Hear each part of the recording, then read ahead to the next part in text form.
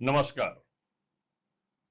आज एक ऐसे विषय को लेकर के आपके समक्ष उपस्थित हुआ हूं जो बड़ा ही कॉमन है लेकिन स्पेशल है। एक ऐसी चीज जो आपके भीतर होती है और अचानक जब आपके साथ कोई ऐसा झटका लगता है तो उत्पन्न होती है, आपको उद्वेलित कर देती है, आप परेशान हो जाते हैं, आपका स्वरूप बदल जाता है। यदि उसे आप पी जाते हैं तो वह चीज आपके भीतर जाकर अमृत बन जाती है और यदि उसे आप उगल देते हैं तो जहर बनता है। दोनों का फिर बड़ा दूरगामी प्रभाव होता है। अब आप अनुमान लगाइए कि वो कौन सी चीज है। जी, मैं बात कर रहा हूं क्रोध की।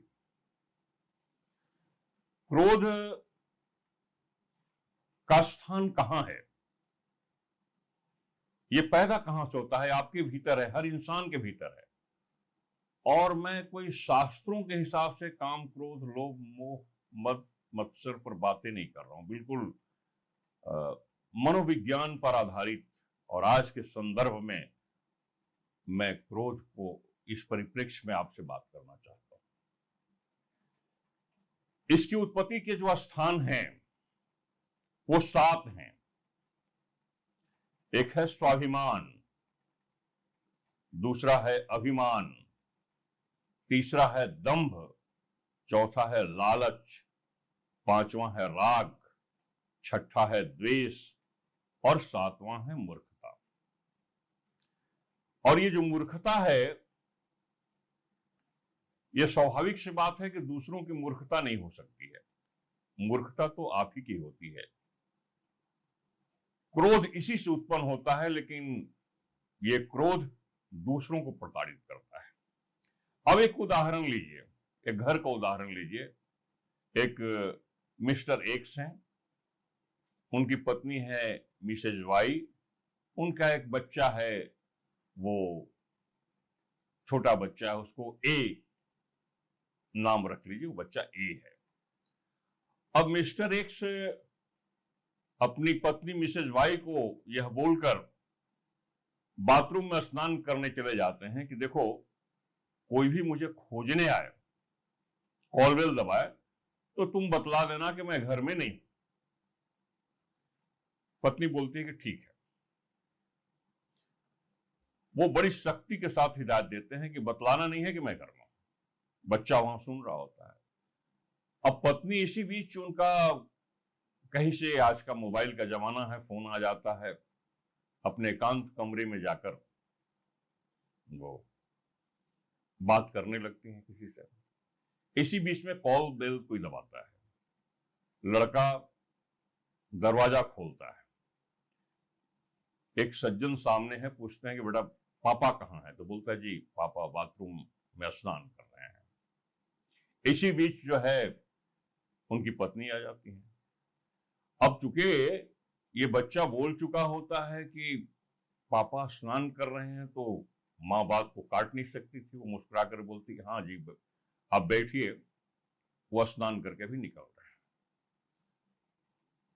और इसी व्यक्ति से वह स्नान करने समय जब जा रहा था तो चाहता था कि हम मिलेंगे नहीं।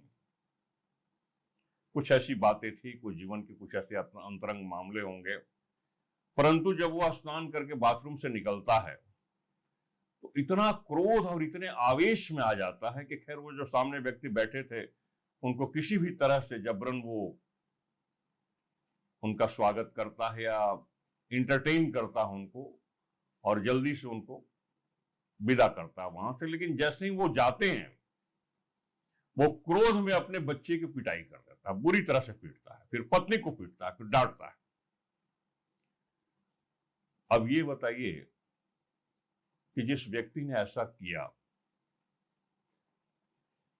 वो कहां तक सही था, कहां तक गलत था? उस व्यक्ति ने जो ऐसा किया वो सरासर गलती थी। उसके अंदर जो क्रोध उत्पन्न हुआ उसका कारण भी वही था। लेकिन प्रताड़ित हो गए दूसरे लोग, उसकी पत्नी प्रताड़ित हो गई, उसका बच्चा प्रताड़ित हो गया। तो क्रोध का एक ऐसा स्वभाव है जो इसका दूरगामी प्रभाव पड़ता है, लेकिन क्रोध हमेशा दूसरों को प्रताड़ित करता है। इसका एक स्वभाव यह है कि क्रोध सदैव अपने से कमजोर लोगों पर प्रकट होता है, अपने से मजबूत पर नहीं प्रकट होता है। अब सपोज करिए आप पुलिस कस्टडी में हैं, आपसे कुछ क्वेश्चन पूछा जा रहा है, ऐसे क्वेश्चन पूछ रहा है कोई पुलिस अधिकारी जिससे आपको भीतर से क्रोध आ रहा है कि आप वहां क्रोध प्रकट करेंगे। आप बॉस के सामने होते हैं, अपने बॉस आपको बहुत नागवार बातें गुजरती है, कुछ ऐसी बातें कह जाता है, लेकिन आप वहां कोई प्रतिकार नहीं करते हैं, उसके ऊपर क्रोध प्रकट नहीं करते हैं, क्योंकि वहां आप कर ही नहीं सकते हैं। ये क्रोध जहां भी आप करते हैं कमजोर लोगों पर करते हैं, आपके मातहत जो लोग हैं उनको ऊपर में करते हैं, बच्चे पर करेंगे, पत्नी पर करेंगे, या फिर और जो ऐसा पात्र मिलेगा जो कमजोर है उस पर करेंगे। यदि आप टैक्सी से या ऑटो से सफर कर रहे हैं, उससे कोई बात हो जाती है, अगर लगता है कि कमजोर है तो आप वहां क्रोध प्रकट करते हैं, लेकिन कहीं जैसे ही पता चलता है वो आपका प्रत्युत्तर देने की कोशिश करता है, मजबूत लगता है कि आपसे ये मजबूत है, तो आप मौन हो जाते हैं। तो क्रोध हमेशा निशाना बनाता है अपने से जो दुर्बल है, कमजोर है, उनको। ये तो बड़ा खराब चीज है। परंतु क्रोध हमेशा बुरा ही नहीं होता है। आपके भीतर का जो शौर्य है, जो तेज है, क्रोध से वह भी प्रकट होता है। जैसे स्वाभिमान का कहीं प्रश्न आता है और उस अवसर पर जब आपका क्रोध प्रकट होता है तो क्रोध जायज भी है और उससे आपकी तेजस्विता बढ़ती है, आपका पौरुष ज्यादा प्रखर होता है। अब वो रामायण का प्रसंग भी है कि जब स्वयंवर में जनक रखते हैं ये शर्त कि जो इस धनुष को उठाकर तोड़ेगा सीता उसी को वरण करेगी, लेकिन सारे लोग थक हार जाते हैं, कोई किसी से धनुष को हिला भी नहीं पाता है। तब वो जब जनक कहते हैं कि मुझे ऐसा लगता है कि लिखा न विधि वैदेही विवाहो, कोई ऐसा है नहीं, सारे राजा हार करके बैठ गए, उस समय लक्ष्मण आक्रोशित होते हैं। यह स्वाभिमान का, ये अभिमान का गुस्सा था, ये लक्ष्मण का वो अभिमान जागता है, अभिमान का गुस्सा था। दूसरा उदाहरण रामायण से ही, विनय न मानत जलधि जड़ा, गए 3 दिन बीत, बोले राम सकोप बश, भय बिनु होए न प्रीत। समुद्र से वो अनुनय कर रहे हैं, मार्ग मांग रहे हैं, नहीं सुनता। फिर वो जब तीर निकालते हैं तो लगा कि ये तीर तो जब मारेंगे तो समुद्र तो सूख जाएगा, मरुस्थल बन जाएगा। तो फिर वो बाहर निकलकर क्षमा याचना करता है कि मुझसे भूल हो गई। ये अभिमान और स्वाभिमान का क्रोध था। और कई बार अब लालच का क्रोध है, जुआ खेलने कोई बैठता है। अब जुआ की मनस्थिति ऐसी होती है कि जीतने के ख्याल से लोग बैठते हैं कि हम आज बैठेंगे तो इतना पैसा जीत जाएंगे, बड़ी तृष्णा है, हार जाते हैं, पूरा पैसा हार जाते हैं। फिर वहीं कोई आपका मित्र बैठा है, उससे आप बोलते हैं कि हमको थोड़ा पैसा दो, मैं कल दे दूंगा। यदि वो नहीं देता है तो आप कहते हैं कि चलो ब्याज पर ही पैसा दे दो, उस पैसे को भी हार जाते हैं। तब आपके दिमाग में ये बात चलने लगती है कि जो हारे हैं इसको वापस ले लें। अब उस समय कई बार ऐसा होता है कि क्रोध आपके भीतर जो है स्वयं आपको खोखला किए जाता है, किसी दूसरे की भूल नहीं है। और जब उसी अवस्था में घर आते हैं, पत्नी आपसे प्रश्न करती है कितने देर तक आप कहाँ थे, आप पत्नी के ऊपर क्रोध करने लगते हैं। अगर वो पानी देती है आपके हाथ में लाकर तो उस ग्लास को पटक देते हैं। ये है क्रोध।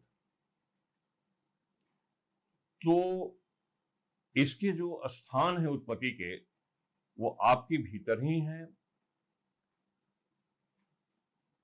इसको समाप्त करने के लिए, इसका शमन करने के लिए कहीं बाहर नहीं जाना है।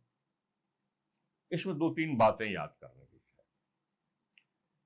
यदि सचमुच में किसी की भूल के कारण, एक्चुअली क्रोध के कारण आप स्वयं ही होते हैं, दूसरा कोई होता नहीं। आपके जीवन में जो कुछ भी घटित हो रहा है उसका कोई दूसरा कारण हो, यह संभव नहीं है। सब कुछ आपके कारण होता है। जो कुछ भी किया है आपने किया है, उसके कारण है। कहीं उसमें अच्छा किया, बुरा किया, कोई भूल हो गई। परंतु यदि ऐसा मानते हैं कि दूसरे की भूल भी अगर आपको नजर आती है, तो अपने भीतर के क्रोध को शांत करने का एक पहला सूत्र जो है वो क्षमा का है। क्षमा एक ऐसा शब्द है, देखिए इसकी कितनी विशेषताएं हैं। किसी ने कहा कि 6 माह समान होती क्षमा, 6 माताओं के समान यह होती है क्षमा। 6 माह समान होती क्षमा, क्षमा दान जो देता है, लगता है कुछ हार गया किंतु सर्वस्व पा लेता है। और क्षमा दान जैसे ही आप देते हैं, वो क्षमा सिर्फ कथनी से नहीं, अंतर्मन से जब देते हैं तो बड़ा चमत्कार हो जाता है। आप भीतर से क्रोध से खाली हो जाते हैं। गीता के दूसरे अध्याय में एक श्लोक है, ध्यायत विश्वानपुंसः संगतेषु उपजायते, संगात संजायते कामा, कामात् क्रोध विजायते, क्रोधात् भवति सम्मोहात्, सम्मोहात् स्मृति विभ्रमा, स्मृति विभ्रम बुद्धिनाश, बुद्धिनाश प्रणश्यति। ये विषयों का चिंतन करना, बहुत सारे विषय हो सकते हैं। और एक चीज आप स्मरण रखिए कि कामना करने से लोग दुर्बल भी बनते हैं और कामना दुर्बल ही करते हैं। जो सबल होते हैं वो कामना नहीं करते हैं, वो तो ठान लेते हैं, वो संकल्प करते हैं कि हमको ये काम करना है, हमें ये चीज प्राप्त करना है। तो कामना एक ऐसी चीज है कि, और कामना कैसे करते हैं? जब विषयों का आप चिंतन करते हैं। विषयों का चिंतन कैसे करते हैं? ये हमेशा दूसरों को देख करके आप प्रेरित होते हैं। अगर किसी ने जीवन में कोई तरक्की की तो उसका एक अपना इतिहास रहा होगा, उसका एक अपना अलग संघर्ष रहा होगा। आप उन जिन रास्तों से वह गुजरा है, जो उसके जीवन का संघर्ष है, कभी आप उसको देखते नहीं। आप उसकी उपलब्धियों को देखते हैं। अचानक किसी ने कोई ख्याति प्राप्त कर ली, जीवन में सफलताएं उसको मिली, जो कुछ भी चाहा उसको पा लिया, वो सारी चीजें उसके पास उपलब्ध हैं। और संजोग से वह ऐसा व्यक्ति हो कि कभी आप दोनों साथ रहे हों, स्कूल में साथ पढ़े हों, तो अब आप ये सोचने लगते हैं कि काश मेरे पास भी ये सारी चीजें होती। ये गलत कामना है। आप उस रास्ते का अनुसरण करने की बात नहीं सोचते हैं, और अब यहां से इस मुकाम पर आकर आप उस रास्ते का अनुसरण कर भी नहीं सकते, क्योंकि समय तो बहुत पीछे छूट गया। आज की स्थिति से कुछ आप एक नया वातावरण बना सकते हैं, नया मार्ग बना सकते हैं। तो ये ऐसी भूल हो जाती है। इसके कारण से तो कामना करते हैं, जब वो कामना की पूर्ति नहीं होती है तो क्रोध होता है। क्रोध होता है तो बुद्धि भ्रमित होती है, बुद्धि भ्रमित होती है तो व्यक्ति का नाश हो जाता है। ये ऐसी बात जो है गीता में लिखी गई, बड़ा व्यवहारिक है, बड़ा मनोवैज्ञानिक है। लेकिन साधारण तरीके से क्रोध पर यदि विजय प्राप्त करना है, तो जिस समय क्रोध की अवस्था में आप होते हैं, उस समय उस स्थान से आप अलग हो जाएं। जिस स्थान पर भी बैठे हैं वहां से अलग हो जाए, 10 मिनट 15 मिनट के लिए आप वहां से अलग हो जाएं, ठंडा पानी पिए और शांत भाव में बैठकर एकाग्र हों, मन को एकाग्र करें, तो इससे क्रोध शांत हो जाता है। और उसका शमन जब क्रोध का आप कर लेते हैं, इसे वो कहते हैं क्रोध को पी लेना, तो उससे फिर अमृत उत्पन्न होता है। परंतु क्रोध जब फलित होता है तो क्रोध से प्रतिशोध का जन्म होता है। क्रोध में यदि आप किसी को कुछ कहते हैं तो वह व्यक्ति, अब ये जैसे कहते हैं कि बाण जो वाक्य का है, शब्दों का बाण है, उससे घायल व्यक्ति ऐसा रहता है कि वो जीवन के किस मुकाम पर जाकर आपसे बदला लेगा, यह बड़ा अकल्पनीय हो जाता है। और हमारे यहाँ जो महाभारत का ग्रंथ है, पूरा का पूरा प्रतिशोध पर ही आधारित है। अगले एपिसोड में हम इस चैप्टर पर आएंगे कि महाभारत के पीछे जो कारण है वह प्रतिशोध का है। प्रारंभ प्रतिशोध से होता है, अंत प्रतिशोध से होता है, और 18 पर्व का यह महाभारत, उसके इर्द गिर्द जो और बहुत सारे कथानक है, क्योंकि महाभारत में कोई एक कथा नहीं है, अनेक कथानक है महाभारत में, और उस कथानकों के साथ साथ महाभारत में नीति की बातें हैं, बहुत कुछ सीखने का, जीवन में उतारने का कई चीजें हैं। तो प्रतिशोध पर ही पूरा महाभारत खड़ा है। इस बिंदु पर अगली मुलाकात में फिर अपने विषय को हम रखेंगे। आज ही तक।